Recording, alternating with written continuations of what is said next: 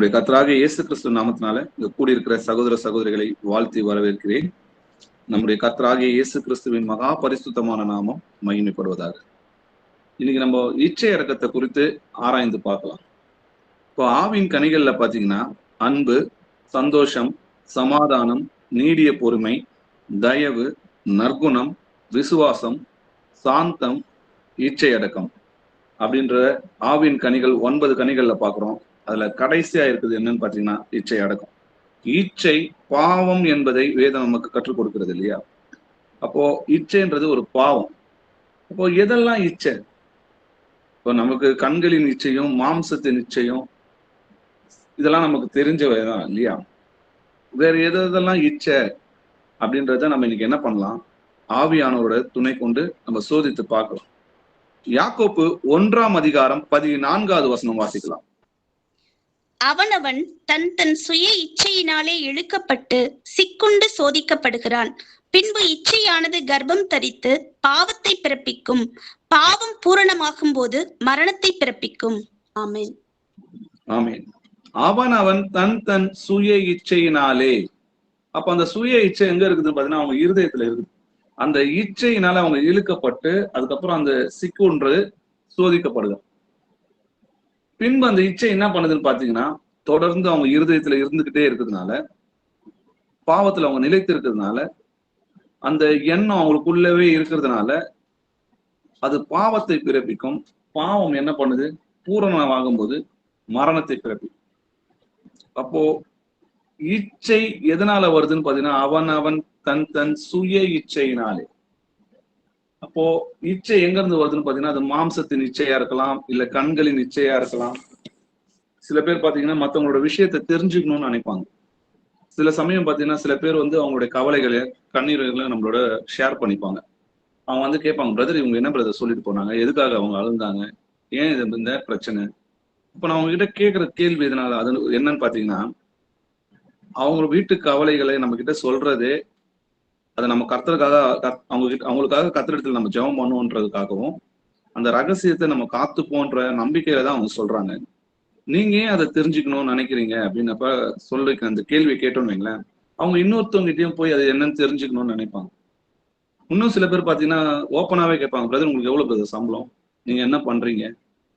இது ஏன் மத்தவங்களோட விஷயத்த அவங்க தெரிஞ்சுக்கணும், அதுல ஏன் இன்னொருத்தவங்க விஷயத்துல அவங்க இதை அறிஞ்சுக்கணும் அப்படின்னு நினைக்கிறாங்க பாத்தீங்கன்னா அவங்களுக்கு ஒரு இச்சை. அந்த குடும்ப கதையை இதெல்லாம் மத்தவங்களை பத்தி எல்லாத்தையும் தெரிஞ்சுக்கணும். ஒரு கல்யாணம்னு சொல்லி ஒரு பத்திரிக்கை வைக்க வந்தா கூட நீங்க என்ன பண்றீங்க, ஏது பண்றீங்க, அவங்க என்ன இதெல்லாம் கேட்பாங்க. இது எல்லாரும் நம்மளோட குடும்ப நலனுக்காக கேட்கறாங்களா கேட்டா இல்ல. சில பேருக்கு அது இச்சை அவங்கள பத்தி தெரிஞ்சுக்கணும். கர்த்தரை பத்தி அறிய வேண்டிய காரியங்கள் அநேகமா இருக்கிறது வேதத்துல. வேதத்தை சோதி தெரிஞ்சு பாருங்க. சபை கூடி வருகிறது நம்ம பாத்தீங்கன்னா அன்புக்கும் நற்கிரியைக்கும் நம்ம ஏவப்படணும். தேவ வசனங்களை கத்துக்கணும். நிறைய புத்திமதிகள் சொல்றாங்க இல்லையா, அதை நம்ம வாழ்க்கையில பின்பற்றுகிறோமான்றத தெரிஞ்சுக்கணும்.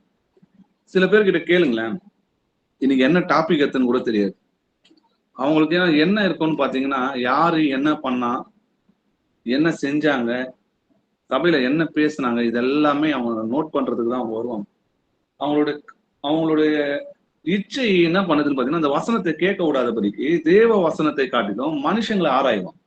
அவங்க என்ன பண்றாங்க, இவங்க என்ன செய்யறாங்க. இதுவும் ஒரு விதமான இச்சை தான். அதே போல பாத்தீங்கன்னா ஒரு யூடியூப்ல ஒரு சகோதரன் பேசுறாரு.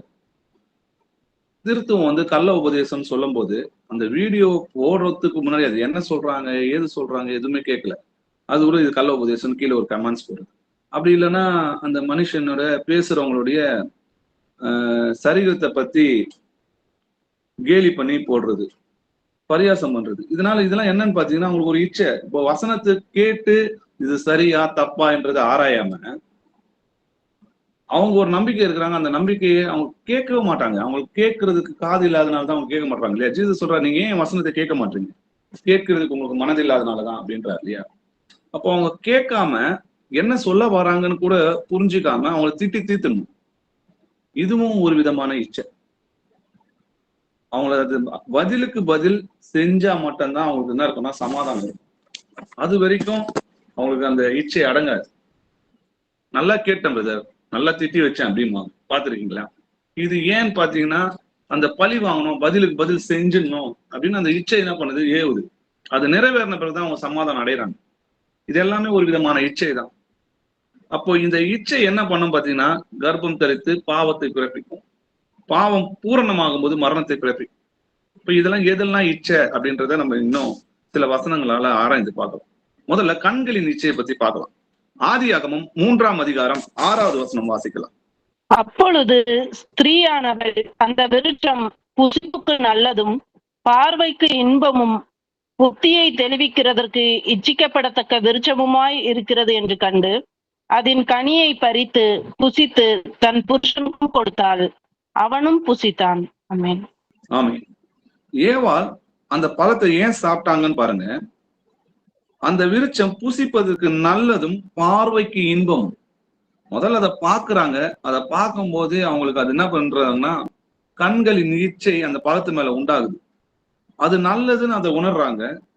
அது புத்தியை தெளிவிக்கிறதுக்கு இச்சிக்கப்படத்தக்க விருட்சமா இருக்கிறது. அப்போ நம்ம உலகத்தை சுத்தி எல்லாமே இச்சிக்கப்படத்தக்கதான் இருக்குது. அது எல்லாத்தையும் நம்ம இச்சிக்கலாமா? எல்லாவற்றையும் அனுபவிக்க எனக்கு அதிகாரம் உண்டு, எதற்கும் நான் அடிமையாக மாட்டேன்னு சொல்லி நம்ம எழுதிருக்கு இல்லையா வசனம். அப்போ முதல்ல அந்த அவங்க கண்களால அந்த இச்சை நிறைவேறினது. அந்த கண்களின் இச்சை தான் என்ன பண்ணுச்சுன்னு பாத்தீங்கன்னா, அதுக்கப்புறம் அந்த பிசாசுனா பாத்தீங்கன்னா அந்த இச்சையை தூண்டி விட்டான். அவ்வளவுதான். அவங்களுக்குள்ள அந்த இச்சை இருந்தது. அதை பார்க்கும் போதெல்லாம் அந்த பழத்து மேல அவங்களுக்கு இச்சை இருந்தது. பிசாசு என்ன பண்ணா, அவங்களுக்குள்ள அந்த இச்சை இருக்குதுன்றதை அறிந்து என்ன பண்ணா, அந்த பழத்தை தூண்டி அவங்க சாப்பிடும்படியாக, தேவனுக்கு விரோதமாக பாவம் செய்யும்படியாக அந்த இச்சையை தூண்டி விட்டான். அவ்வளவுதான். அவங்களுக்கு செய்யறதுக்கு ஒரு காரணம் இருக்கணும். அந்த இச்சையை நிறைவேற்றுறதுக்கு ஒரு காரணம் தேவை. அது பிசாசு என்ன பண்றான், தந்திரமா அவங்களை ஏமாத்தி பயன்படுத்தி பாவம் செய்ய வச்சான்றதை நம்ம பார்க்கணும். பார்வைக்கு இன்பமும் புத்தியை தெளிவிக்கிறதுக்கு இச்சிக்கப்படத்தக்க விருட்சமாய் இருக்கிறது என்று கண்டு அப்படின்னு சொல்லி எழுதியிருக்கு. அப்புறமா தான் அந்த கனியை பறித்து பூசித்து தன் புருஷனுக்கும் அதை கொடுக்குறாங்க. அப்போ அது கண்களினால் வர இச்சைன்றதை பார்க்கிறோம். அதனாலதான் பாவத்தின் சம்பளம் மரணம் உண்டாயிருக்குது இல்லையா. மாம்சத்தின் இச்சையும் இருக்குது இல்லையா. கர்த்தர் நியாயப்பிரமாணத்துல சொல்றாரு இல்லையா, பிறனுடைய மனைவியை இச்சையாதிருப்பாயாக, பிறனுடைய வீட்டையும் அவனுடைய நிலத்தையும் அவனுடைய வேலைக்காரனையும் அவனுடைய வேலைக்காரியையும் அவனுடைய எருதையும் அவனுடைய கழுதையையும் பின்பு அவனுக்குள்ள யாதொன்றையும் இச்சையாதிருப்பாயாக அப்படின்னு நியாயப்பிரமாணத்துல எழுதியிருக்கு. நியாயப்பிரமாணத்துல தான் பாவம் உண்டு பாவம் இல்லைன்றதை நம்ம எதனால அறிஞ்சுக்கிறோம்னா நியாயப்பிரமாணத்தினாலதான் அறிஞ்சிருக்கோம். அப்போ கர்த்தருடைய கட்டளைகள்ல இச்சையாதிருப்பாயாக, இச்சை பாவம் என்பது தெளிவாக கர்த்தர் நமக்கு கற்றுக் கொடுக்கிறார் இல்லையா. இத இயேசு கிறிஸ்துவும் நமக்கு உறுதிப்படுத்துறார். வாசிக்கலாம். மத்தேயு 5ஆம் அதிகாரம் 27 29 வசனங்கள் வரைக்கும் வாசிக்கலாம். விபச்சாரம் செய்யாதிருப்பாயாக என்பது பூர்வத்தாருக்கு உரைக்கப்பட்டதென்று கேள்விப்பட்டிருக்கிறீர்கள். நான் உங்களுக்கு சொல்கிறேன், ஒரு ஸ்திரீயை இச்சையோட பார்க்கிற எவனும் தன் இருதயத்தில் அவளோட விபச்சாரம் செய்தாயிற்று. உன் வலது கண் உனக்கு இடறல் உண்டாக்கினால் அதை பிடுங்கி எரிந்து போடு.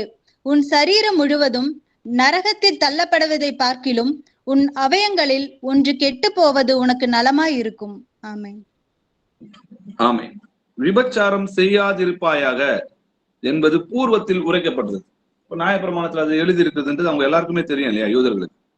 ஆனா நான் உங்களுக்கு சொல்கிறேன், ஒரு ஸ்திரீயை நீ இச்சையோடே பார்க்கிற எவனும் தன் இருதயத்தில் அவளோட விபச்சாரம் செய்தாயிற்று. அப்போ கண்களின் இச்சை, நீ அந்த ஒரு ஸ்திரீயை நீ இச்சையோட பார்க்கும் போதே அந்த விபச்சாரம் நடந்தாயிற்றுன்னு சொல்லி நம்முடைய கர்த்தர் நமக்கு போதிக்கிறார். அதனாலதான் உன் வலது கண் உனக்கு இடல் உண்டாக்கினால் அதை பிடுங்கி எரிந்து போடு. உன் சரீரம் முழுவதும் நரகத்தில் தள்ளப்படுவதை பார்க்கிலும் உன் அவயங்களில் ஒன்று கெட்டு போவது உனக்கு நலமாயிருக்கும். இதை கர்த்தர் எதை வச்சு பேசுறாரு? கர்த்தர் பேசுறது எல்லாமே பழைய ஏற்பாட்டுல இருக்கிற வசனங்களையும் தீர்க்க தரிசனங்களையும் தான் நிறைவேற்றுறாருன்றதை நம்ம புரிஞ்சுக்கணும். அவர் இன்னொரு வசனமும் சொல்லுவாரு, கண்ணானது சரீரத்தின் விளக்காய் இருக்கிறது. உன் கண் தெளிவாய் இருந்தால் உன் சரீரம் முழுவதும் வெளிச்சமா இருக்கும். உன் கண் கெட்டதாய் இருந்தால் உன் சரீரம் முழுவதும் இருளா இருக்கும். இப்படி உன்னுள்ள வெளிச்சம் இருளாய் இருந்தால் அது எவ்வளவு இருளாய் இருக்குன்றதை பாருங்கன்றார். அப்ப இதை எதை வச்சு கர்த்தர் பேசுறாருன்னு பாத்தீங்கன்னா சிம்சோனை வச்சுதான் பேசுறாரு. சிம்சோனுக்கு நடந்த சம்பவத்தை வச்சுதான் அவங்களை எச்சரிக்கிறார். சிம்சோனுக்கு என்ன நடந்ததுன்றதை பார்க்கலாம். நியாயாதிபதிகள் 14ஆம் அதிகாரம் 1-3 வசனங்கள் வரைக்கும் வாசிக்கலாம். சிம்சோன் திம்னாத்துக்கு போய் திம்னாத்திலே பெலிஸ்தரின் குமாரத்திகளில் ஒரு பெண்ணை கண்டு திரும்ப வந்து தன் தாயையும் தகப்பனையும் நோக்கி, திம்னாத்திலே பெலிஸ்தரின் குமாரத்திகளில் ஒரு பெண்ணை கண்டேன், அவளை எனக்கு கொள்ள வேண்டும் என்றான். அப்பொழுது அவன் தாயும் அவன் தகப்பனும் அவனை நோக்கி, நீ போய் விருத்த சேதனம் இல்லாத பெலிஸ்தரிடத்தில் ஒரு பெண்ணை கொள்ள வேண்டியது என்ன? உன் சகோதரரின் குமாரத்திகளிலும் எங்கள் ஜனம் அனைத்திலும் பெண் இல்லையா என்றார்கள். சிம்சோன் தன் தகப்பனை நோக்கி, அவள் என் கண்ணுக்கு பிரியமானவள், அவளையே எனக்கு கொள்ள வேண்டும் என்றான். ஆமென். ஆமென். சிம்சோன் என்ன பண்றான்? அந்நிய ஜாதி பெலிஸ்தரின் குமார்த்திகள் ஒரு பெண்ணை கண்டு நான் என்ன பண்ண, அந்த பொண்ணை கல்யாணம் பண்ணிக்கணும் அப்படின்னு அவன் நினைக்கிறேன்னு சொல்லி அவங்க அம்மா அப்பா கிட்ட சொல்லும் போது, அவங்க தகப்பனும் அவங்க தாயும் அவனை நோக்கி, நீ விருத்த சேதனம் இல்லாத பெலிஸ்தரிடத்துல போய் பெண் கொள்ள வேண்டியது என்ன? இஸ்ரவேல் வம்சத்துல நம்மளுக்கு பெண் இல்லையா என்ன அப்படின்னு சொல்லும் போது, இது கர்த்தருடைய கட்டளைக்கு புறம்பா இருக்குதப்பா அப்படின்னு அவன் சொல்லும் போது அவன் என்ன சொல்றான் பாருங்க, அவள் என் கண்ணுக்கு பிரியமானவள், அவளையே நான் கல்யாணம் பண்ணிக்கணும் அப்படின்னு அவன் சொல்றான். அப்போ அவனுக்கு அந்த ஸ்ரீ மேல இச்சை எதனால உண்டாச்சுன்னு பாருங்க, அவனுடைய கண்களில முதல்ல பாக்குறான். அதை பார்த்து என் கண்ணுக்கு பிரியமானவர், எனக்கு அவங்கள ரொம்ப பிடிச்சிருக்கு, அதனால நான் அவளதான் கல்யாணம் பண்ணுவேன்னு அவங்க அம்மா அப்பா கிட்ட பேசுறத நம்ம பாக்குறோம். அப்புறம் அவங்களாலேயும் அவன் வஞ்சிக்கப்படுறான். அதுக்கப்புறம் பாத்தீங்கன்னா ஒரு வேசியத்துல பிரவேசிக்கிறான். அப்போ அங்கேயும் வஞ்சிக்கப்படுறான். அதோட அவன் விடுறானா பாத்தீங்கன்னா, தெளிலால் என்னும் பேர் உள்ள ஒரு ஸ்திரீயோட என்ன பண்றான், அவன் சிநேகிதமா இருக்கிறான் இல்லையா? அங்க போய் அவன் என்ன பண்றாங்க பாத்தீங்கன்னா, பெலிஸ்தர்கிட்ட அந்த ஸ்திரீ என்ன பண்றான்னு பாத்தீங்கன்னா, சிம்சோனை ஒப்பு கொடுக்கறதுக்கு, உனக்கு எந்த பலம் எதனால உண்டா இருக்கிறது, உன்னை எப்படி நாங்க பலவீனப்படுத்த முடியும் அப்படின்னு அந்த ஸ்திரீ ஓயாம சிம்சோனை தொல்லைப்படினே இருக்கும்போது, கடைசியில என்ன நடக்குதுன்னு பாத்தீங்கன்னா, அந்த பெண் மேல இவன் ஒரு இச்சையில இருந்ததுனால அவ கேட்கிற எல்லாத்தையும், மனதில் இருந்த எல்லா ரகசியத்தையும் என்ன பண்றான், அவளுக்கு வெளிப்படுத்துறான். அதனால அவனுக்கு என்ன நடந்துச்சுன்னு பாத்தீங்கன்னா, அவ பெலிஸ்தர்கிட்ட என்ன பண்றான், சிம்சோனை காட்டி கொடுக்குறா இல்லையா? அப்ப அவங்க என்ன நடந்ததுன்னு பாருங்க. நியாயாதிபதிகள் 16ஆம் அதிகாரம் 21வது வசனம் வாசிக்கலாம். பெலிஸ்தர் அவனை பிடித்து அவன் கண்களை பிடுங்கி அவனை காசாவுக்கு கொண்டு போய் அவனுக்கு 2 வெண்கல விலங்கு போட்டு சிறைச்சாலையிலே மாவரைத்து கொண்டிருக்க வைத்தார்கள். ஆமே. அவனோட முடியெல்லாம் வெட்டிட்ட பிறகு, மொட்டை வச்ச பிறகு என்ன நடக்குதுன்னு பாத்தீங்கன்னா, பரிசுத்த ஆவியானவர் சிம்சோனை விட்டு வெளியேறார். அவன் எப்பவும் போல கர்த்தர் நம்மோட இருக்கிறாருன்ற அந்த வல்லமை இருக்குதுன்றது போலே அவங்க கூட பெலிஸ்தர்கிட்ட சண்டை போட போகும்போது அவனை பிடிச்சி அவன் கண்களை பிடுங்கி அவனை காசாக்கு கொண்டு போய் அவனை மாவரைக்க வைத்தாங்க. அவனுக்கு எப்ப புத்தி வந்தது நல்லா பாருங்க, அந்த கண்ணை புடுங்கினதுக்கு அப்புறம் தான் புத்தி வருது. இதுக்கு முன்னாடி அவன் என்ன சொன்னான், இவள் என் கண்ணுக்கு பிரியமானவள்னு சொன்னான் இல்லையா? அதனாலதான் கர்த்தர் சொல்றாரு, நீ ஒரு ஸ்திரீயை இச்சையோட பார்க்கிற எவனும் தன் இருதயத்தில் விபச்சாரம் செய்தாயிற்று, உன் வலது கண் உனக்கு இடல் உண்டாக்கினால் அதை பிடுங்கி எரிந்து போடு, உன் சரீரம் முழுவதும் நரகத்தில் தள்ளப்படுவதை பார்க்கிலும் உன் அவயங்களில் ஒன்று கெட்டு போவது உனக்கு நலமாயிருக்கும். அந்த கண்ணை புடுங்கினதுக்கு அப்புறம் தான் சிம்சோனுக்கு என்ன வருதுன்னு பாத்தீங்கன்னா, அந்த புத்தி அவனுக்கு திரும்ப வருது.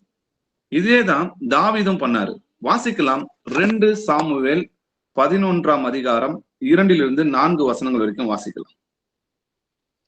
ஒரு நாள் சாயங்காலத்தில் தாவீது தன் படுக்கையிலிருந்து எழுந்து அரண்மனை உட்பருகியின் மேல் உலாத்தி கொண்டிருந்த போது ஸ்நானம் பண்ணுகிற ஒரு ஸ்திரீயை உப்பருகியின் மேல் இருந்து கண்டான். அந்த ஸ்திரீ வெகு சௌந்தரியவாதியா இருந்தாள். அப்பொழுது தாவீது அந்த ஸ்திரீயை யார் என்று விசாரிக்க ஆள் அனுப்பினான். அவள் எலியாமின் குமாரத்தியும் ஏத்தியனான உரியாவின் மனைவியும் ஆகிய பச்சபால் என்றார்கள். அப்பொழுது தாவீது ஆள் அனுப்பி அவளை அழைத்து வர சொன்னான். அவள் அவனிடத்தில் வந்தபோது அவளோட சயனித்தான். பிற்பாடு அவள் தன் தீட்டு நீங்கும்படி சுத்திகரித்து கொண்டு தன் வீட்டுக்கு போனாள். ஆமென். அப்போ தாவீதும் இதே கண்களின் நிச்சயாலதான் என்ன பண்றான், உரியாவோட மனைவிய பச்சபால எடுத்துக்கொள்கிறான் இல்லையா? இந்த இச்சை எங்க கொண்டு போச்சுன்னு பாத்தீங்கன்னா, கடைசியில உரியாவை கொலை செய்யற அளவுக்கு அவனை கொண்டு போச்சு. தாவீது கிட்ட பரிசுத்த ஆவியானவர் இருந்தாருங்க. அவரோட பரிசுத்த ஆவியினாலதான் நிறையப்பட்டிருந்தார். அப்படி இருந்தும் இந்த உலகத்தின் இச்சை, இந்த மாம்சத்தின் இச்சை, இந்த கண்களின் இச்சை தாவீதுக்குள் போய் ஒரு சகோதரனுடைய மனைவியை எடுத்துக்கொள்ளணும் அப்படின்ற அந்த எண்ணம் உண்டாகி விபச்சாரம் செய்து அதோட முடிஞ்சிச்சான்னு பாத்தீங்கன்னா, தாவீது என்ன பண்றான்னு பாத்தீங்கன்னா, தாவீது யோவாக்கு ஒரு நிருபத்தை எழுதி உரியாவின் கையில் கொடுத்து அனுப்பினான். அது யார் கையில கொடுத்து அனுப்புறான் பாருங்க. உரியாவை கொலை பண்றதுக்கு உரியா கிட்டே அந்த நிருபத்தை கொடுத்து அனுப்புறான். அந்த நிருபத்திலே மும்முரமாய் நடக்கிற போர் முகத்தில் நீங்கள் உரியாவை நிறுத்தி அவன் வெட்டுண்டு சாகும்படி அவனை விட்டு பின்வாங்குங்கள் என்று எழுதி. அப்போ இந்த இச்சை, இந்த கண்களின் இச்சை, இந்த மாம்சத்தின் இச்சை எங்க போய் கொண்டு போய் விக்குதுன்னு பாத்தீங்கன்னா, கடைசியில கொலை செய்யற அளவுக்கு கொண்டு போச்சு இல்லையா? ஒரு தேவ மனுஷன் செய்யற காரியமா இது அப்படின்ற கேள்வியை கேட்கிற அளவுக்கு பிசாசு என்ன பண்றான், அந்த இச்சையை உண்டாக்குறான். நல்லா பாருங்க, அதுதான் ஜீசஸ் சொல்றாரு, நீங்கள் உங்கள் பிதாவாகிய பிசாசினால் உண்டானவர்கள், உங்கள் பிதாவினுடைய இச்சையின்படி செய்ய மனதாய் இருக்கிறீர்கள். அப்போ இச்சைக்கு பிதா யாருன்னு பாத்தீங்கன்னா, பொய்க்கு மட்டும் பிதா பிசாசு கிடையாது. பிசாசு அதுக்கு மட்டும் பிசாசு பிதா கிடையாது. எல்லா விதமான பாவங்களுக்கும் அவன் தான் பிதா. உங்கள் பிதாவினுடைய இச்சையின்படி செய்ய மனதாய் இருக்கிறீர்கள். அவன் ஆதி முதல் கொண்டு கொலை பாதகனா இருக்கிறான். அவன் எப்படி இருக்கிறான்னா, ஆதி முதல் கொண்டு கொலை பாதகனா இருக்கிறான் அப்படின்றத பார்க்கும். அவனுக்குள்ளதான் போறாம. காயினுக்கு ஏன் அவனோட சகோதரன் மேல போறாம வந்துச்சு? நல்லா சிந்திச்சு பாருங்க. கர்த்தர் அவனை நற்கிரியை ஏத்துக்கிறாரு, இவனோட நற்கிரியை ஏத்துக்கல. அதனால அவனுக்கு என்ன ஆகுதுன்னா, பொறாமை உண்டாகுது. அன்புக்கு அப்படியே எதிர்பதம் என்னன்னு பாத்தீங்கன்னா பொறாமை. பொறாமை குணம் யாருகிட்ட இருக்குதுன்னு பாத்தீங்கன்னா, அது பிசாசோட முழு உருவம். அவன் தான் இச்சையும் கொடுக்குறான் இல்லையா? அவன் கொலை பாதகனா இருக்கிறான். உங்கள் பிதாவின் இச்சையின்படி செய்ய நீங்க மனதா இருக்கிறீர்கள், அவன் ஆதி முதல் கொண்டு கொலை பாதகனா இருக்கிறான்னு சொல்லி எழுதி. அப்போ இந்த தாவீது விழுந்ததும் எதனாலன்னு பாத்தீங்கன்னா, இது கண்களின் இச்சை தான். இந்த வேர் எங்க வந்ததுன்னு பாருங்க. இந்த பாவத்துக்கு, இந்த கொலை செய்யற அளவுக்கு இந்த பாவத்துக்கு வேர் எங்க இருந்துச்சுன்னு பாத்தீங்கன்னா, கண்களின் இச்சை. 1 கொரிந்தியர் 6ஆம் அதிகாரம் 18வது வசனம் வாசிக்கலாம். வேசித்தனத்திற்கு விலகி ஓடுங்கள். மனுஷன் செய்கிற எந்த பாவமும் சரீரத்திற்கு புறம்பாயிருக்கும். வேசித்தனம் செய்கிறவனோ தன் சுய சரீரத்திற்கு விரோதமாய் பாவம் செய்கிறான். ஆமென். வேசித்தனத்திற்கு விலகி ஓடுங்கள்னு இருக்குது இல்லையா? இதே வசனம் விக்கிரங்களுக்கு விலகி ஓடுங்கள்னு எழுது. இதுக்கு என்ன சம்பந்தம் இருக்குன்னு நம்ம பார்க்கணும். அப்போ மனுஷன் செய்கிற எந்த பாவமும் சரீரத்துக்கு புறம்பா இருக்கும். ஆனா வேசித்தனம் செய்கிறவன் தன் சரீரத்துக்கு விரோதமாக பாவம் செய்கிறான். இந்த சரீரம் தேவனோட ஆலயமா இருக்குதுங்க. ஒருத்தன் இந்த சரீரத்தை கெடுத்தானா கர்த்தர் அவனை கெடுப்பார்னு சொல்லி எழுதியிருக்கு. யோபு பாத்தீங்கன்னா, என் கண்களோட உடன்படிக்கை பண்ணின நான் ஒரு கண்ணின் மேல் நினைப்பா இருக்கிறது எப்படி அப்படின்னு. அப்போ கண்களாலதான் இந்த பாவம் உண்டாகுது அப்படின்றது யோபு அறிந்திருக்கிறார் இல்லையா? அதனாலதான் அவர் சொல்றாரு, என் கண்களோட நான் உடன்படிக்கை செஞ்சிருக்கிறேன், நான் அந்நிய ஸ்திரீ என்ன பண்ண மாட்டேன், நான் பார்க்க மாட்டேன். அப்போ அதனாலதான் கர்த்தர் சொல்றாரு, உன் கண் தெளிவா இருந்தால் உன் சரீரம் முழுவதும் வெளிச்சமா இருக்கும். கண் எப்படிங்க தெளிவா இருக்கும்? தேவனுடைய கற்பனைகள் கண்களை தெளிவுள்ளதாக்குகிறதுன்னு சொல்லி இந்த சங்கீதக்காரர் சொல்றார். விபச்சாரம் செய்யாதிருப்பாயாகன்ற வசனம் நம்மளுடைய இருதயத்தில் இருந்தா நம் கண் தெளிவா இருக்கும். இப்ப யோசேப்பு எல்லாம் பாத்தீங்கன்னா, நியாயப்பிரமாணம் கொடுக்கறதுக்கு முன்னாடியே, இந்த கட்டளை பிறப்பதற்கு முன்னாடியே தேவனுக்கு பயந்து உத்தமமா இருந்தார். வாசிக்கலாம். ஆதியாகமம் 39ஆம் அதிகாரம் 7-9 வசனங்கள் வரைக்கும் வாசிக்கலாம். சில நாள் சென்ற பின் அவனுடைய எஜமானின் மனைவி யோசேப்பின் மேல் கண் போட்டு என்னோட சயனி என்றாள். அவனோ தன் எஜமானுடைய மனைவியின் சொல்லுக்கு இணங்காமல் அவளை நோக்கி, இதோ வீட்டிலே என்னிடத்தில் இருக்கிறவைகளில் யாதொன்றை குறித்தும் என் ஆண்டவன் விசாரியாமல் தமக்கு உண்டான எல்லாவற்றையும் என் கையில் ஒப்பித்திருக்கிறார். இந்த வீட்டிலே என்னிலும் பெரியவன் இல்லை. நீ அவருடைய மனைவியாய் இருக்கிறபடியால் உன்னை தவிர வேறொன்றையும் அவர் எனக்கு விலக்கி வைக்கவில்லை. இப்படி இருக்க நான் இத்தனை பெரிய பொல்லாங்குக்கு உடன்பட்டு தேவனுக்கு விரோதமாய் பாவம் செய்வது எப்படி என்றான். ஆமென். ஆமென். இப்போ யோசேப்போட கதை நம்ம எல்லாருக்குமே நல்லா தெரியும் இல்லையா? அவனுடைய எஜமானுடைய மனைவி அவன்கிட்ட தகாத விதமாய் நடக்கும்போது கூட அவனோட மனைவியோட சித்தத்தின்படி அவன் கேட்காம, அவன் எஜமானுடைய மனைவியோடைய சித்தத்தின்படி கேட்காம அவன் சொல்ற காரியங்கள் பாருங்க. நான் இத்தனை பெரிய பொல்லாங்குக்கு உட்பட்டு தேவனுக்கு விரோதமாக பாவம் செய்வது எப்படி என்று. நியாயப்பிரமாணமே அப்ப கொடுக்கப்படலைங்க. அதுக்கு முன்னாடி அவங்க இருதயத்துல இது பாவம் அப்படின்றத ஆண்டவர் உணர்த்துறாரு இல்லையா? மனசாட்சி பிரமாணத்துல இருக்கும்போதே அவங்களுக்கு இது பாவம்ன்றது நல்லாவே தெரியுது இல்லையா? என்னோட எஜமா எல்லாத்தையும் நம்பி எனக்கு கிட்ட கொடுத்துருக்கும் போது நான் அவருக்கு எப்படி துரோகம் செய்ய முடியும்?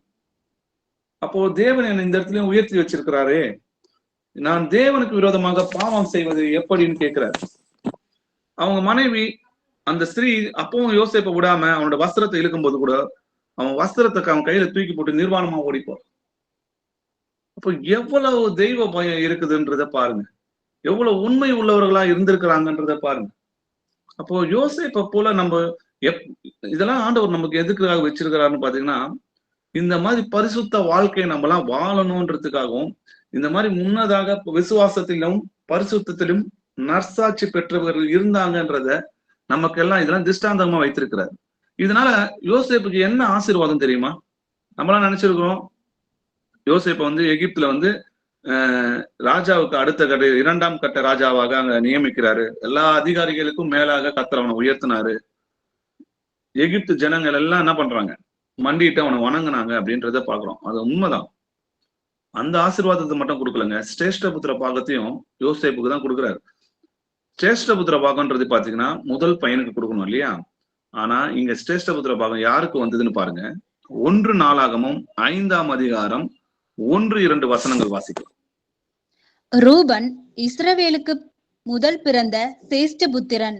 ஆனாலும் அவன் தன் தகப்பனுடைய மஞ்சத்தை தீட்டுப்படுத்தினபடியினால் கோத்திரத்து அட்டவணையிலே அவன் முதல் பிறந்தவனாக எண்ணப்படாமல் அவனுடைய சேஷ்ட புத்திர சுதந்திரம் இஸ்ரவேலின் குமாரனாகிய யோசேப்பின் குமாரருக்கு கொடுக்கப்பட்டது.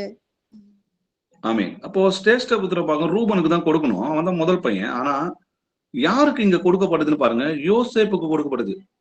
யாக்கோபு சொல்றாரு, உன்னுடைய 2 பசங்களும் என்னுடைய பிள்ளைகள், அதனால நீ என்ன பண்ண, இனி உனக்கு பிறக்கிற பிள்ளைகள் உன்னுடைய பிள்ளைகளா இருக்கட்டும், அவங்க என்னுடைய பிள்ளைகள்னு சொல்லி சிரேஷ்ட புத்திர பாகத்தை யோசேப்புக்கு கொடுக்குறாரு. இது எவ்வளவு பெரிய ஆசீர்வாதம். 12 பிள்ளைகள் இருக்கிறாங்க, அதுல 11ஆவது பிள்ளை தான் யோசேப். அப்போ அதுல முதல்ல இருக்கிற 10 பிள்ளைகளையும் தாண்டி அந்த ஆசீர்வாதம் யோசேப்புக்கு வருதுன்னா, உண்மையுள்ள மனுஷன் பரிபூர்ண ஆசீர்வாதத்தை பெறுவான். நம்ம உண்மை உள்ளவர்களா இருந்தோம்னா நம்மளுக்கு கிடைக்கிற ஆசீர்வாதத்தை யாராலையும் தடுக்க முடியாதுங்க. நமக்கு நிச்சயமா கர்த்தர் நம்மளை ஆசீர்வதிப்பார். யோசேப்பு கதையை பாருங்க. அவன் சொந்த சகோதரர்களால வஞ்சிக்கப்பட்டான், வேலை செய்யற இடத்துல வஞ்சிக்கப்பட்டான், சிறையில அவனுக்கு வஞ்சிக்கப்பட்டான். ஆனாலும் கர்த்தர் ஏற்ற நேரத்துல யோசேப்பை உயர்த்தினார். அப்போ நம்மளும் உண்மை உள்ளவர்களா இருந்து கர்த்தருக்கு கைக்கு அடக்கமா இருந்து அவர் நமக்கு நீதி செய்வார் என்று பொறுமையோடு காத்திருந்து போமானால் கர்த்தர் நிச்சயம் நம்மையும் ஏற்ற நேரத்தில் உயர்த்துவார். வாசிக்கலாம். எபிரேயர் 13ஆம் அதிகாரம் 4வது வசனம் வாசிக்கலாம். விவாகம் யாவருக்குள்ளும் கனமுள்ளதாயும் விவாக மஞ்சம் அசூசிப்படாததாயும் இருப்பதாக. வேசி கள்ளரையும் விபச்சாரக்காரரையும் தேவன் நியாயம் தீர்ப்பார். ஆமேன். ஆமேன். விவாகம் யாவருக்குள்ளும் கனமுள்ளதாயும் விவாக மஞ்சம் அசுதிப்படாதவும் இருப்பதாக அப்படின்றார். அப்போ இப்படிப்பட்ட வேசி கள்ளர்கள் எல்லாம் கர்த்தர் நிச்சயமா நியாயம் தீர்ப்பார். தேவன் நம்மை அசுத்தத்துக்கு அல்ல பரிசுத்தத்துக்கு தான் அழைத்திருக்கிறார்ன்றதை நம்ம புரிஞ்சுக்கணும். பிறனுடைய மனைவிடத்தில் பிரவேசிப்பவன் அப்படியே அவளை தொடுகிற எவனும் ஆக்கினைக்கு தப்பான்னு சொல்லி நீதிமொழிகள்ல எழுதியிருக்கு. இப்போ ஸ்திரீகளுடைய விபச்சாரம் பண்ணுகிறவன் மதிகட்டவன், அப்படி செய்கிறவன் தன் ஆத்மாவை கெடுத்து போடுகிறான்னு சொல்லி நீதிமொழிகள்ல இன்னொரு வசனம் எழுதியிருக்கு. அப்போ ரொம்ப ஜாக்கிரதையா இருக்கணும். ஏன்னா மாம்சத்தின் இச்சை, இப்படிப்பட்டவர்களை கர்த்தர் நிச்சயமா நியாயத்துல கொண்டு வந்து நிறுத்துவார். அவருடைய கோபத்தின் நாள்ல நம்ம அதை பார்ப்போம். துன்மார்க்கனை அழிக்கிறதுக்காக தான் நியாய தீர்ப்பு நாள்னு ஒண்ணு வைத்திருக்கிறார். 1 கொரிந்தியர் 6ஆம் அதிகாரம் 9-10 வசனங்கள் வாசிக்கலாம். அநியாயக்காரர் தேவனுடைய ராஜ்யத்தை சுதந்தரிப்பதில்லை என்று அறியீர்களா? வஞ்சிக்கப்படாதிருங்கள். வேசி மார்க்கத்தாரும் விக்கிரக ஆராதனைக்காரரும் விபச்சாரக்காரரும் சுய புணர்ச்சிக்காரரும் ஆண் புணர்ச்சிக்காரரும் திருடரும் பொருளாசைக்காரரும் வெறியரும் உதாசீனரும் கொள்ளைக்காரரும் தேவனுடைய ராஜ்யத்தை சுதந்தரிப்பதில்லை. ஆமென்.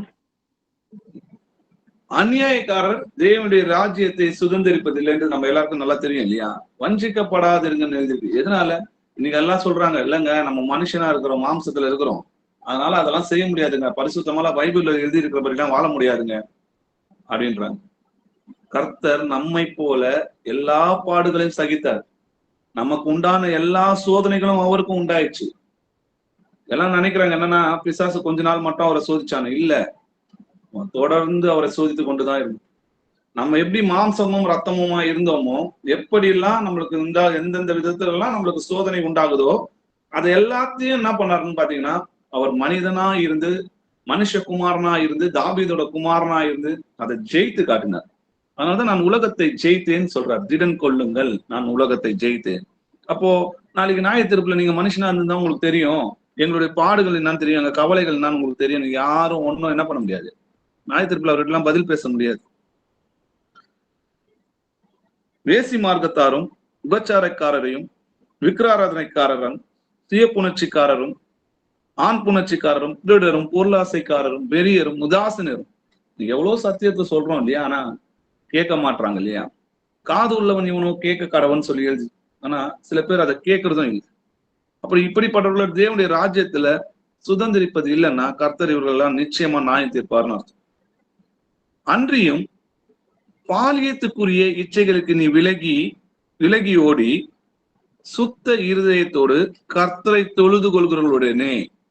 நீங்க 2 தீமோத்தேயு 2ஆம் அதிகாரம் 22வது வசனம் வாசிச்சு பாத்தீங்கன்னா, நீ பாலியத்துக்குரிய இச்சைகளுக்கு நீ விலகி ஓடி சுத்த இருதயத்தோடு கர்த்தரை தொழுது கொள்கிறவர்களுடனே.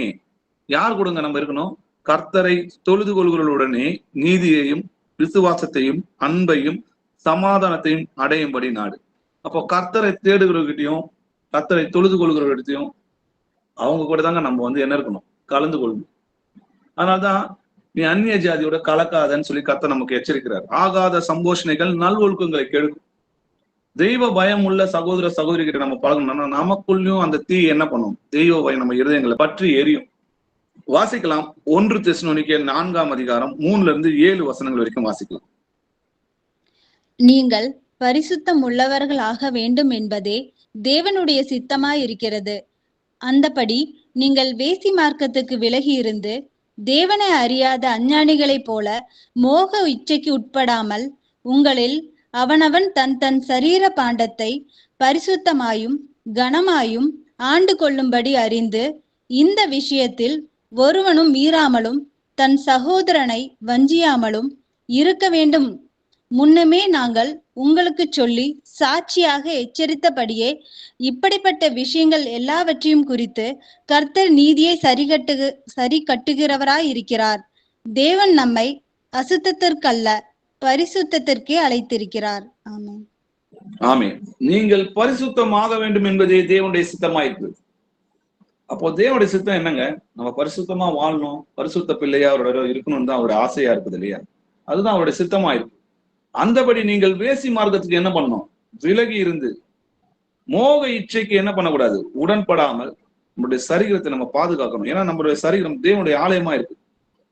இந்த மாதிரி பாவங்கள் செய்கிறவர்களை நிச்சயமா கர்த்தர் என்ன பண்ணுவாரு? நீதியை சரி கட்டுகிறவரா இருக்கிறார். நம்முடைய கர்த்தர் பட்சிக்கிற அக்னியா இருக்கிறார்னு சொல்லி வேதத்துல எழுதிருக்கு. தேவன் நம்மை அசுத்தத்திற்கு அல்ல பரிசுத்தத்துக்கு தாங்க அழைத்திருக்கிறார். நம்ம எதுக்குங்க சபையில இன்னைக்கு ஒன்னா ஐக்கியமா இருக்கிறோம்?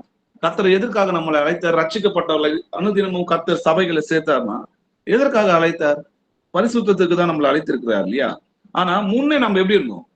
நீங்கள் முன்னே உங்கள் அறியாமையினாலே கொண்டிருந்த இச்சையின்படி இனி நடவாமல். அப்ப முன்னாடி நம்மளாம் எப்படி இருந்தோம்? இச்சை உள்ளவர்களாக தான் இருந்தோம். பொருளாசை, இந்த மாதிரி உலகத்தின் மாம்சத்தின் இச்சை, கண்களின் இச்சை, விக்கிராராதனை ஒரு இச்சை, இந்த மாதிரிலாம் இதுல இச்சைகள்ல நம்மளாம் என்ன பண்ணிருந்தோம்? ஈடுபட்டு கொண்டிருந்தோம்.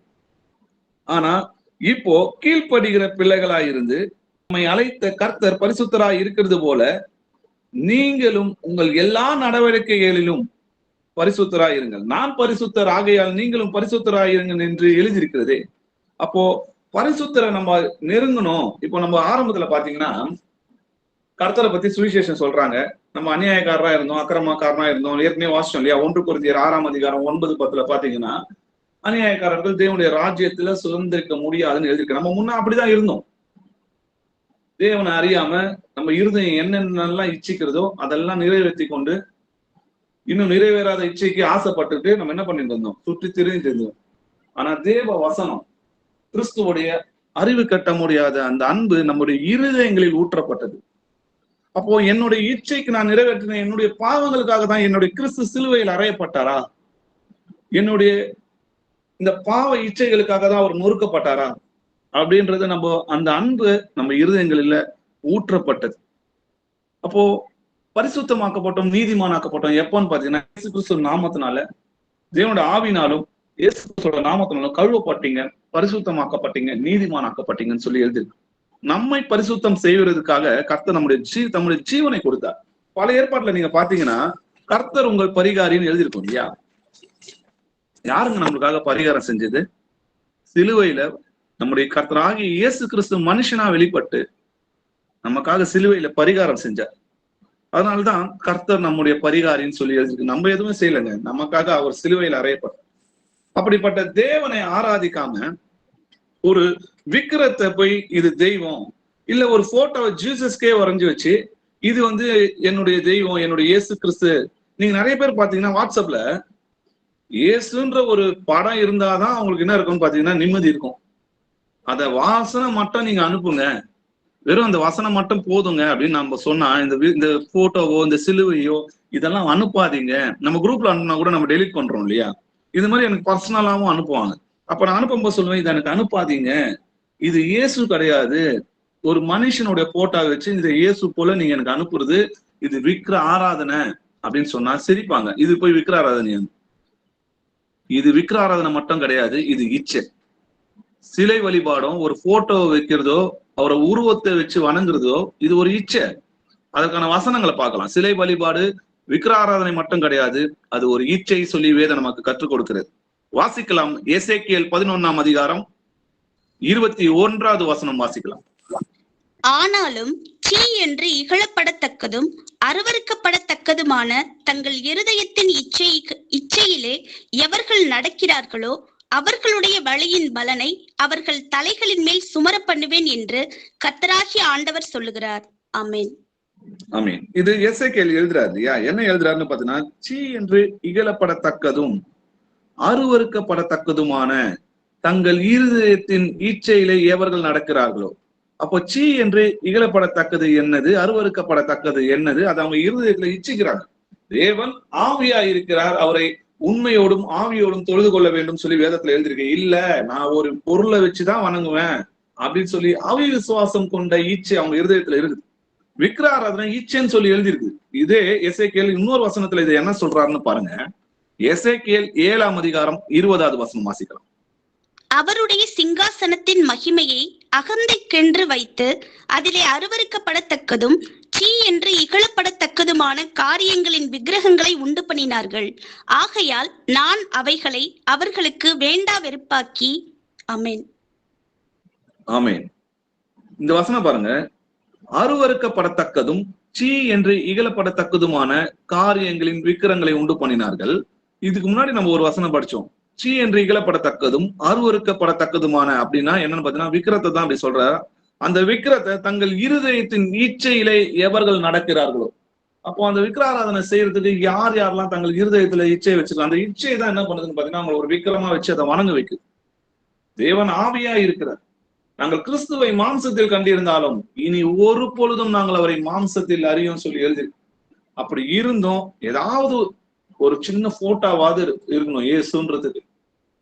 அப்படி இல்லைன்னா அவங்களால அது என்ன பண்ண முடியாது, விசுவசிக்க முடியாது. அவங்க தேவனை அறியும் அறிவை பற்றி கொண்டிருக்க அவர்களுக்கு மனதில்லாத இருந்தபடியால் தகாதவர்களை செய்யும்படி தேவன் அவர்களை கேடான சிந்தைக்கு ஒப்பு கொடுத்தார்னு சொல்லி வேதத்துல எழுது. பழைய ஏற்பாட்டுல பாத்தீங்கன்னா மோசே என்ன பண்ணுவாரு, உடன்படிக்கை 10 கட்டளைகளை வாங்குறதுக்கு மோசேயும் யோசுவாவும் மலையில ஏறி போயிருப்பாங்க.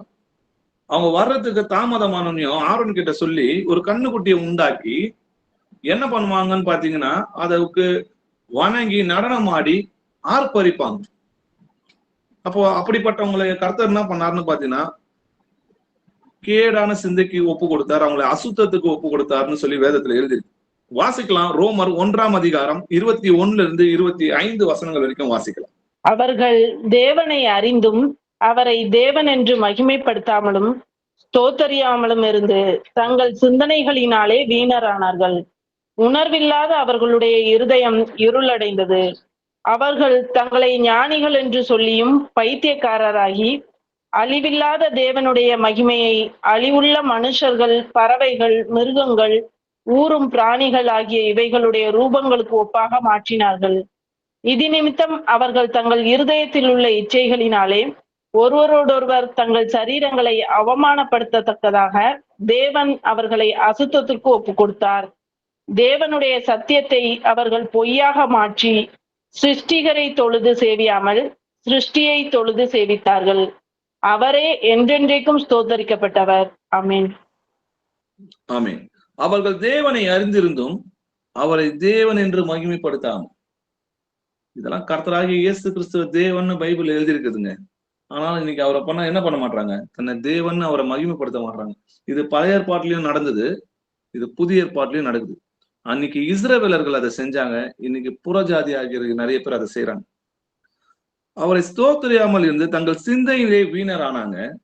உணர்வில்லாத அவருடைய இருதயம் இருள் அடைந்ததுன்னு சொல்லி வேதத்துல எழுதிருக்கு. அதனால கர்த்தர் என்ன பண்ணாருன்னு பாத்தீங்கன்னா, அவங்கள பைத்தியக்காரராக்கி அழிவில்லாத தேவனுடைய மகிமையை அழிவுள்ள மிருகங்களுக்கும் பறவைகளுக்கும் அவங்க ஒப்பு கொடுத்தாங்க இல்லையா? அதனால ஆண்டவர் என்ன பண்ணாருன்னு பாத்தீங்கன்னா, தங்கள் இருதயத்தில் உள்ள இச்சையினாலே ஒருவர் தங்கள் சரீரங்களை அவமானப்படுத்தத்தக்கதாக தேவன் அவர்களை அசுத்தத்துக்கு ஒப்பு கொடுத்தார்.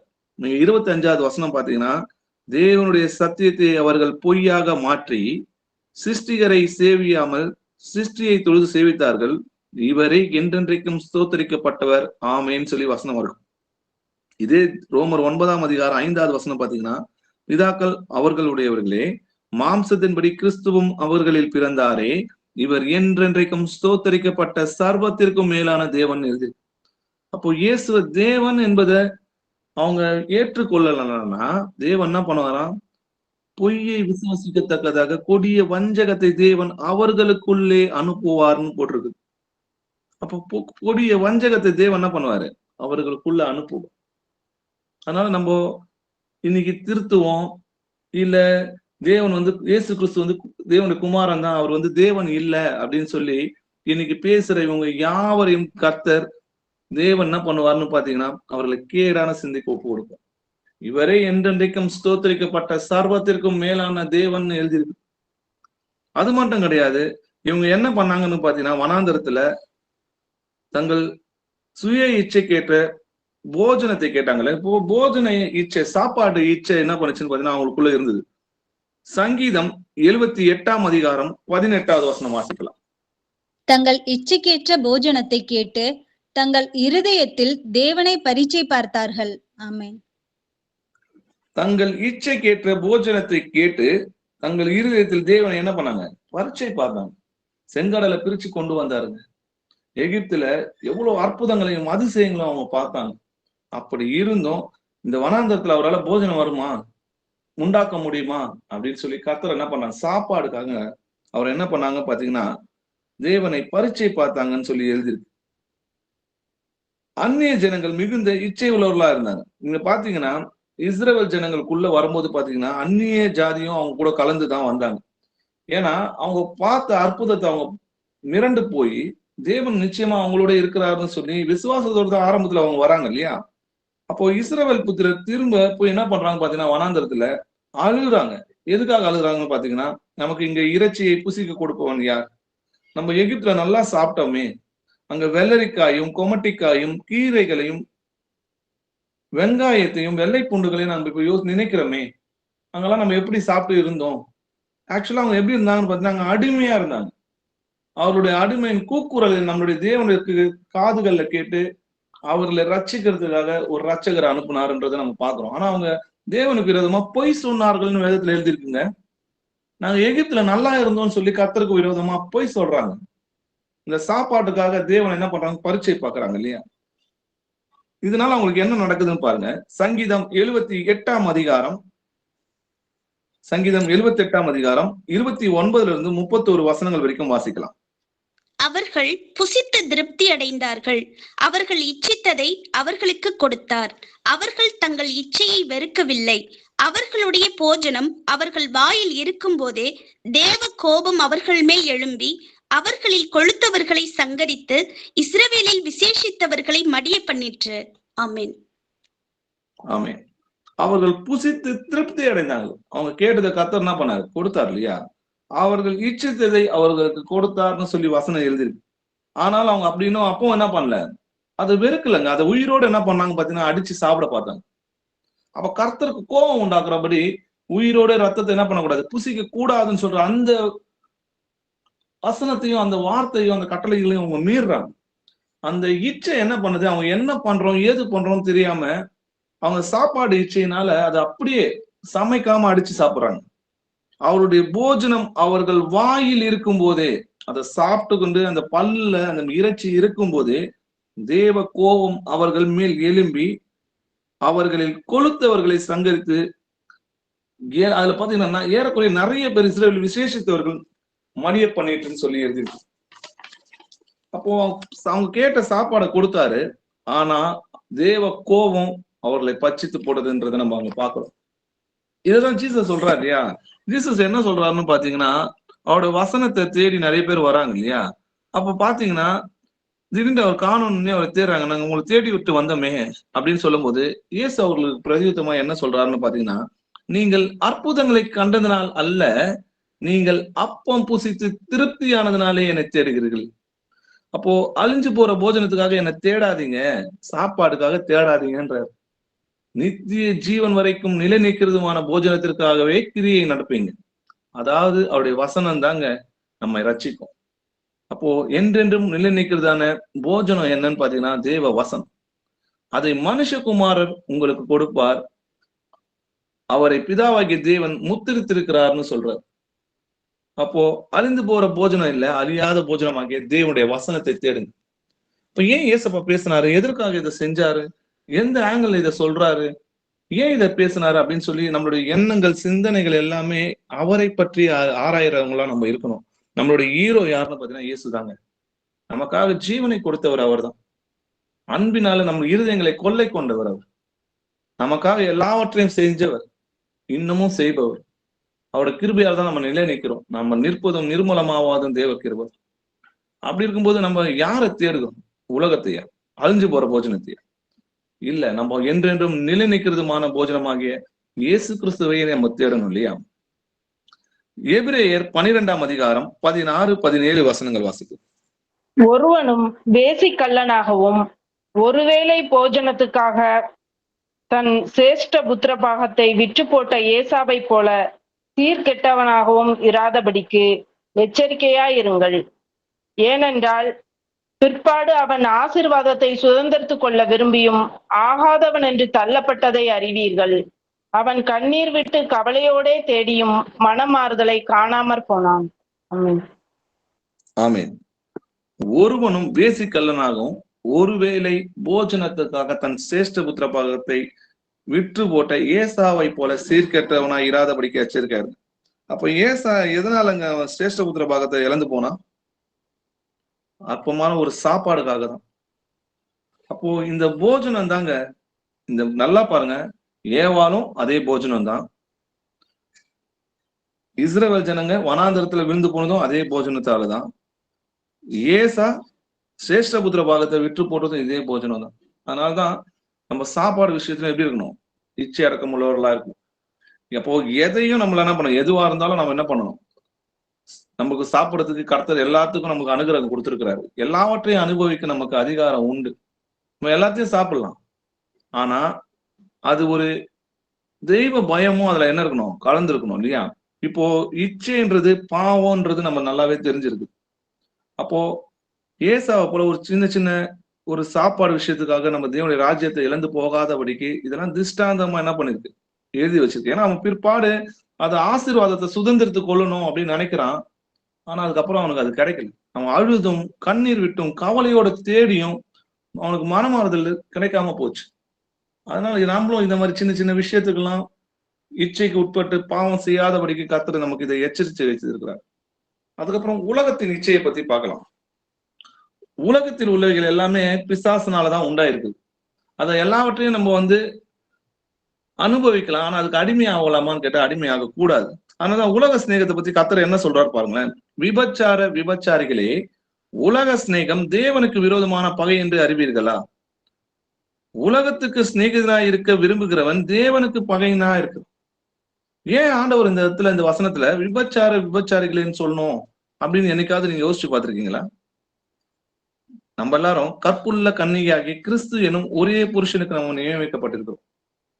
இப்போ அவரை காட்டிலும் வேற எதையாவது நம்ம அதிகமா நேசிக்கிறோம், இந்த உலகத்துக்கு அடிமையா வரும் அப்படின்னா அது விபச்சாரம். அதனாலதான் விக்கிர ஆராதனையை பத்தி கர்த்தர் என்ன சொல்றாரு, நீங்க கல்லோடும் மரத்தோடும் விபச்சாரம் பண்ணீங்கன்றாரு. ஏன்னா கர்த்தர் தான் நமக்கு மணவாளன். அதை விட்டு ஒரு கல்லையும் மனைவி ஒரு மரத்தையும் போய் நம்ம வணங்குறோம்னா அது வேசித்தனம்னு ஆண்டவர் சொல்றாரு.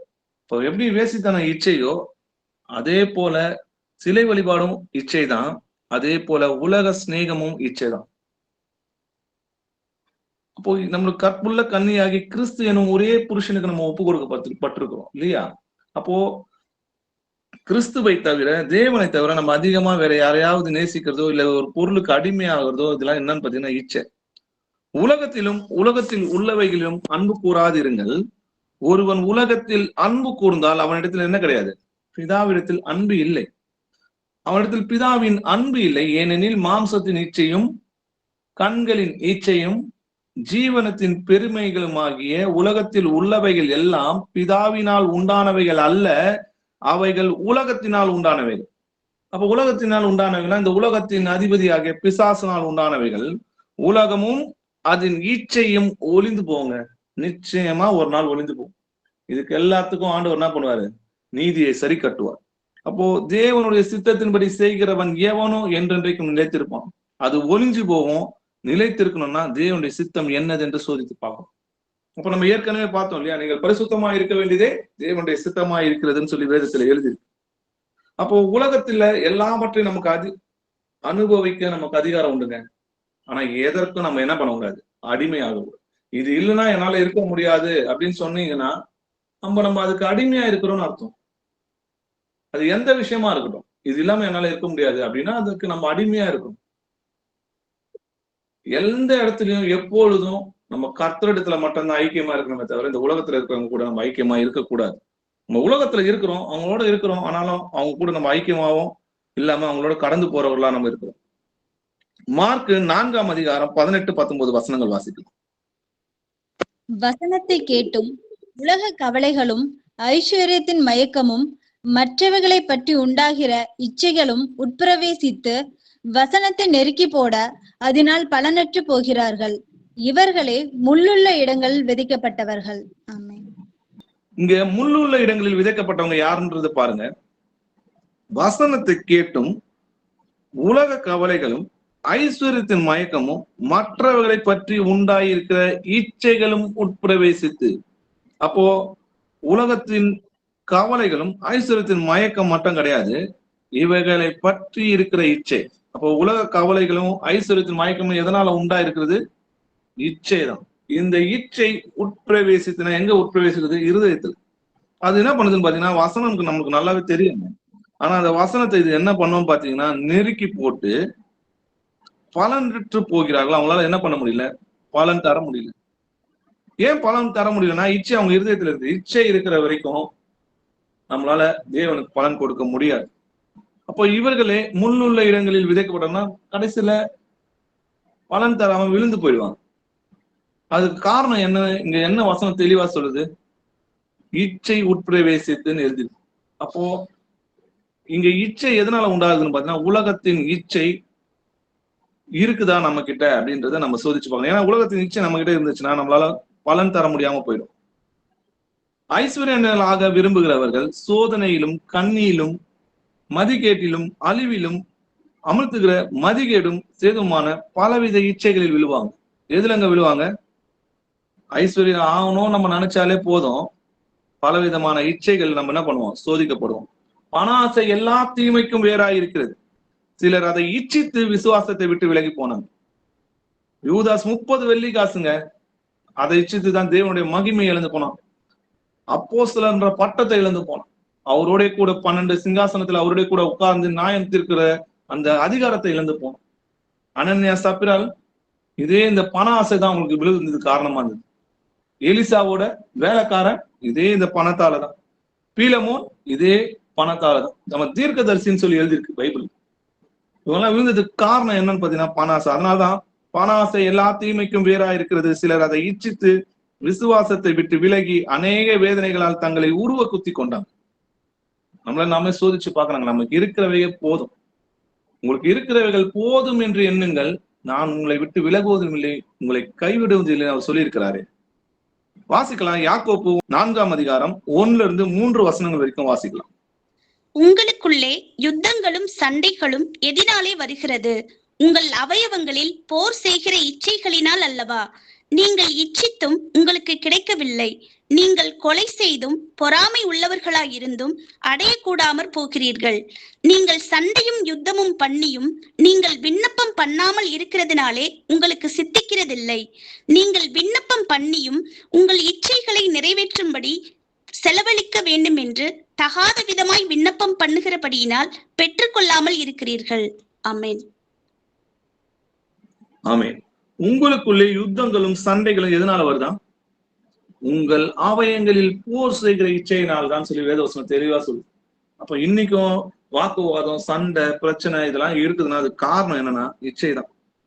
நீங்கள் இச்சித்து என்ன பண்றீங்க, அது உங்களுக்கு கிடைக்கலன்றதுனால என்ன பண்ணுதுன்னா ஆட்டோமேட்டிக்கா அந்த கோபமும் பொறாமையும் வருது. அப்போ இச்சை தான் என்ன பண்ணுது, இந்த சண்டைக்கு காரணமா இருக்குது. சில பேர் என்ன பண்றாங்க பாத்தீங்கன்னா, ஆண்டவர்கிட்ட என்ன ஜெபிக்கணும்னு தெரியாமலே ஏற்கனவே கர்த்தர் அவங்களுக்கு நல்ல ஒரு வீடு தேவைகள்லாம் சந்திச்சிருப்பாரு, இன்னும் எனக்கு ஒரு வீடு வேணும், தகாதவைகளை என்ன பண்றாங்க நிறைவேறும்படி அவங்க ஜெபம் பண்றாங்கன்னு எழுதி, அதனால அவங்க பெற்றுக்கொள்ளாம இருக்கிறாங்க. நமக்கு என்ன தேவை அதை கர்த்தர் நமக்கு கொடுத்திருக்கிறாரான்றது முதல்ல நிதானிக்கும். கர்த்தர் பாத்தீங்கன்னா உண்ணவும் உடுத்தவும் உங்களுக்கு உண்டாயிருந்தா போதும் என்று எண்ணுங்கள்ன்றாரு. அப்போ நமக்கு எப்போ போதும், நம்ம எல்லாத்தையும் அனுபவிக்க நமக்கு அதிகாரம் உண்டுங்க, எதை நமக்கு கொடுத்திருக்கிறாரோ அதுல சந்தோஷமா இருக்கும்.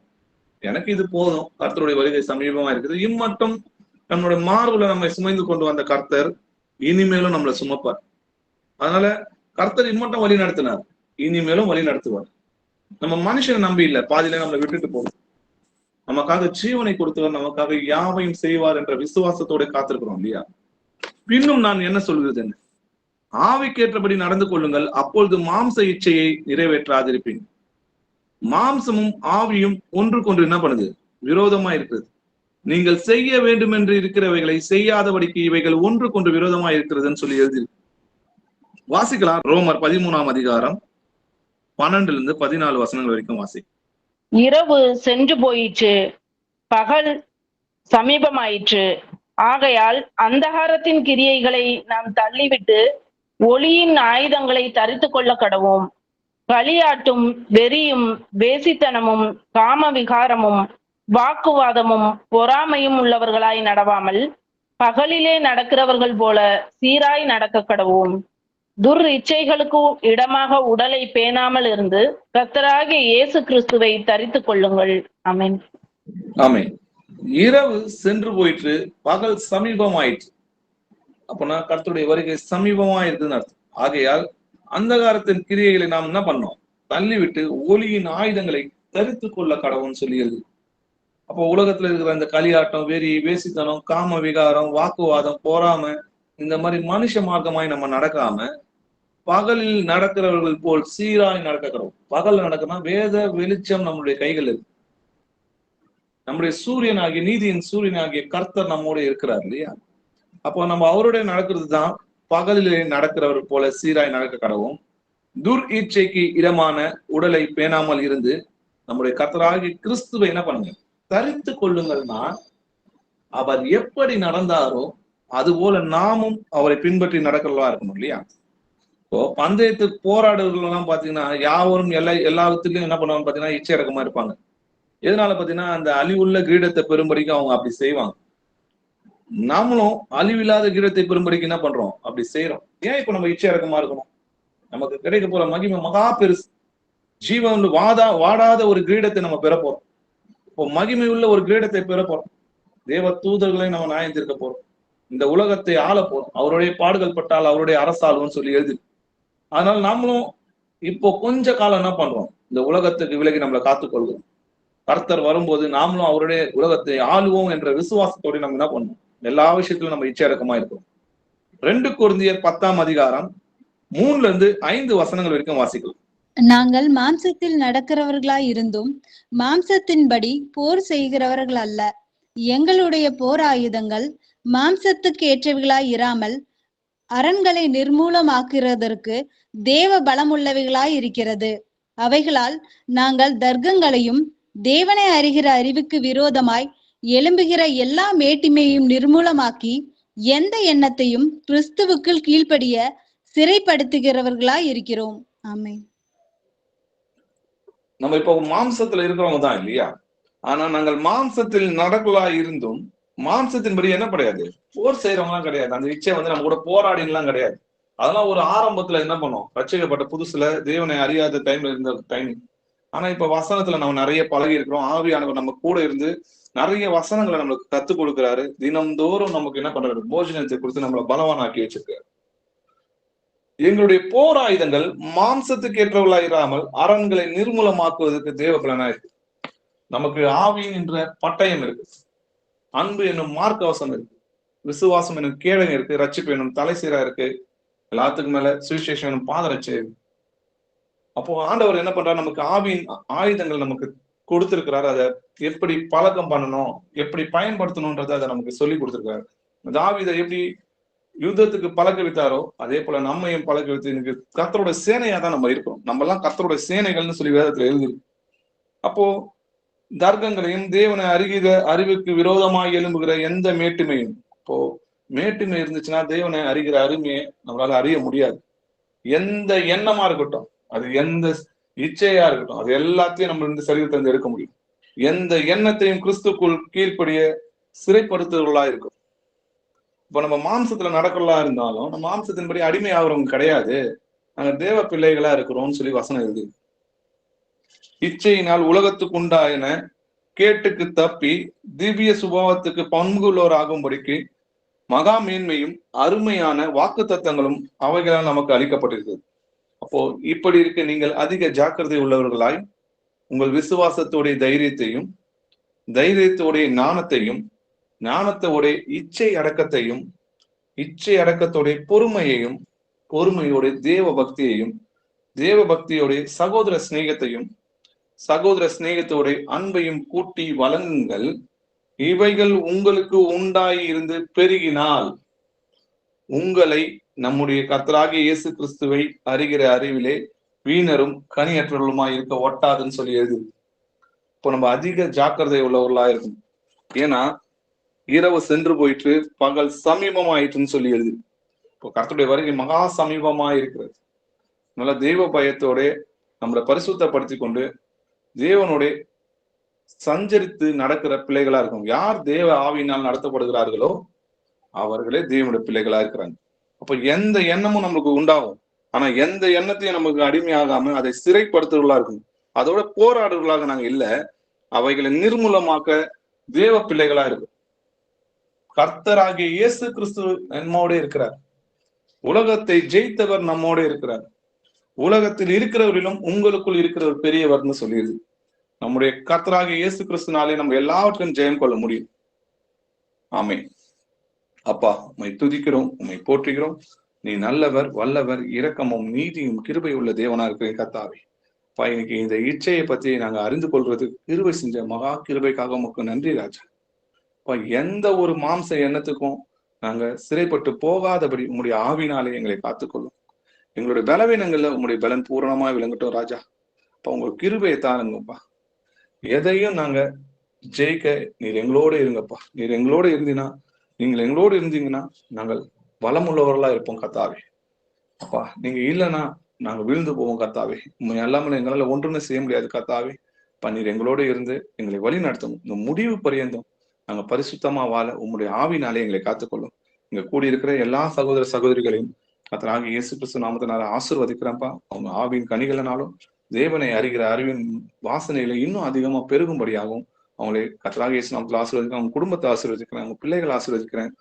அப்பா நீர் வரும் அளவும் அவங்க குடும்பம் இந்த உலகத்துல இருக்கிற நம்முடைய பிள்ளைகளுக்கு இந்த தேவைகளை நீங்க சந்திங்கப்பா. நீங்க ஏற்கனவே வாக்குத்தத்தம் கொடுத்திருக்க கத்தாவே, அதாவது தேவனுடைய ராஜ்யத்தையும் நீதியும் தேடுங்க, இவைகள் எல்லாம் உங்களுக்கு கொடுக்கப்படும் எழுதியிருக்கு கத்தாவே. அப்பா நாங்க உங்களுடைய ராஜ்யத்தையும் உங்களுடைய நீதியும் தேடுகிற பிள்ளைகளாக எங்கள் இருதயத்தை உமது பக்கமாக சாய்த்து கொள்ளும் கத்தாவே. துதிகன மகிமையெல்லாம் உமக்கே செலுத்துறோம். இயேசு கிறிஸ்துவின் மகா பரிசுமான நாமத்தில் ஜெபிக்கிறோம் எங்கள் ஜீவனுள்ள என் பிதாவே, ஆமென். Praise Lord. Praise Lord brother. Praise Lord sister. Praise Lord. யாருக்காவது ஜெப குறிப்பு எதனா இருக்கா? யாருக்காவது ஜெப குறிப்பு இருக்கா? எல்லாம் சாட்சி இருந்தா சொல்லுங்க, பகிர்ந்துக்கலாம்.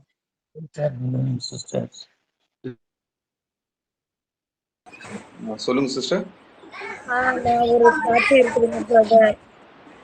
நான் கீழப்புலியூர்ல இருந்து பேசுறேன் பிரதர். பிரதர் எங்களுக்கு 10 வருஷமா காட்டு நிலம் பிரச்சனைங்க பிரதர். நாங்க சரின்ட்டு எங்களால செலவு பண்ண முடியலன்ட்டு நாங்க அப்படியே விட்டுட்டோம் பிரதர். போய் பயிர் பண்ணுவோம், அப்படியே வந்துருவோங்க பிரதர். இப்ப பக்கத்துக்காரவங்க அவங்களாவே செலவு பண்ணி காடு அளக்கக்குள்ள எங்களை கூப்பிட்டாங்க பிரதர். நாங்களும் போனோம். எங்களுக்கு வீட்டுல ப்ரேயர் பண்ணிட்டு போனோம். ஏசப்பா எங்களுக்கு காடு ரொம்ப கம்மியா இருக்குது ஏசப்பா, உங்களோட சித்தம் ஏசப்பா, எங்களுக்கு சமமா எங்களுக்கு காடு வரணும். அவங்க காடு எங்க நிலத்துல இருந்தாலும் அவங்களுக்கு போகட்டும், அவங்க காடு எங்க நிலத்துல இருந்தாலும் எனக்கு வரட்டும் ஏசப்பான்னு சொல்லி நான் ப்ரேயர் பண்ணிட்டு போனேங்க பிரதர். எனக்கு உள்ளது எனக்கு கொடுத்துட்டாங்க பிரதர். எனக்கு ரொம்ப சந்தோஷங்க பிரதர். எனக்கு காக்காணி காடு என் காடு அவங்களுக்குள்ள அவங்க காட்டுல இருந்துச்சுங்க பிரதர். இப்ப நல்லா பங்கு போட்டு நல்லா கரெக்டா இப்ப சக்பாதியா பிரிச்சாச்சுங்க பிரதர். ஆண்டவருக்கு நன்றிங்க பிரதர். ரொம்ப 30,000 செலவு பண்ணோம்னு நாங்க ரொம்ப கஷ்டத்துல இருந்தோம். நாங்க செலவு பண்ணாமலே வச்சுட்டோம் பிரதர். எங்களுக்கு இப்ப ₹1 செலவு இல்லாத ஆண்டவர் கிருபையால எங்களுக்கு எங்களோட நிலம் எங்களுக்கு வந்துருச்சுங்க பிரதர். கர்த்தருக்கு ஸ்தோத்திரம் சிஸ்டர். கர்த்தருக்கு நன்றிங்க பிரதர். இப்ப அவங்க காட்டுக்காரங்க அவங்க மனசுல கொஞ்சம் அதாவது வன்கோவம் மாரி இருக்கிறாங்க பிரதர். ஏன்னா இத்தனை வருஷமா அவங்க பயிரிட்டு அவங்க அந்த இடத்துல சாப்பிட்டாங்க. இப்ப ₹1 செலவு இல்லாத இவங்களுக்கு போகுதே அப்படின்னு கொஞ்சம் மனசு கஷ்டமா இருக்குதுங்க பிரதர்.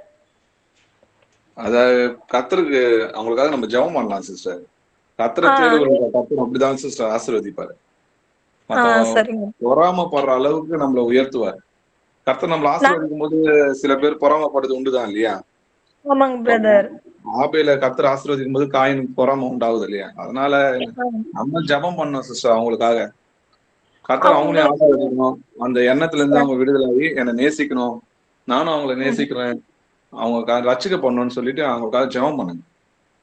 அவங்களுக்கு பிரதர் 21 குழி, எங்களுக்கு 25 குழி சேருதுங்க பிரதர்.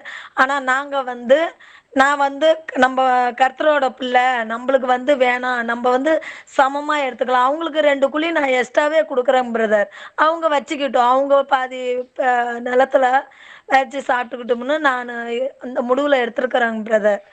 எங்க வீட்டுக்காரவங்க கொஞ்சம் திரும்ப ஏன் நம்ம விடணும், அப்படிலாம் பண்ணக்கூடாது அப்படின்னு சொல்றாங்க பிரதர். அதுக்கும் சேர்த்து ப்ரேயர் பண்ணிக்கங்க பிரதர். அவங்க அவங்க இத்தனை வருஷமா அதுல சாப்பிட்டு ரொம்ப கொஞ்சமா அவங்களுக்கு போகுது, அப்படிங்கக்குள்ள அது மனசுக்கு கொஞ்சம் கஷ்டமா இருக்கும் பிரதர். அதனால நானாவே 2 குழி நிலம் அவங்களுக்கே கொடுக்குறேன். ஆனா அவங்க காடு விற்கக்குள்ள அவங்க உள்ள நிலத்தை தான் விற்க முடியும். நாளைக்கு வராங்க பிரதர். சண்டை இல்லாத சமாதானமா இருக்கணும்னு ப்ரேயர் பண்ணுங்க பிரதர். அவங்களுக்கும் எங்களுக்கும் எந்த சண்டையும் இருக்கக்கூடாது, சமாதானமா நாங்க இருக்கணும் பிரதர். சரிங்க சார். அப்பா உம்மை துதிக்கிறோம், உம்மை போற்றுகிறோம். நீ நல்லவர், வல்லவர், இரக்கமும் நீதியும் கிருபையுள்ள தேவனா இருக்கிற கர்த்தாவே. உண்மையுள்ள மனுஷன் பரிபூர்ண ஆசீர்வாதத்தை பெறும். உம்மை தேடுகிற யாவருக்கும் நீர் ஆசீர்வாதம் கொடுக்கிற தேவனா இருக்கிற கர்த்தாவே.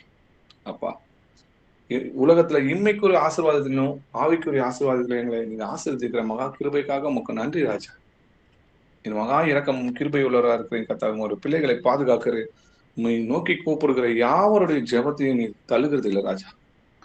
நீர் இரக்கம் உள்ளவரா இருக்கிறீங்க. நாங்க உண்மை இல்லாதவர்களா இருந்தா கூட நீர் உண்மை உள்ளவரா இருக்கிற கர்த்தாவே. அதற்காக உமக்கு நன்றி செலுத்துகிறோம் கர்த்தாவே. இந்த சகோதரி ஆசீர்வதித்ததுக்காக உங்களுக்கு நன்றி செலுத்துகிறோம்.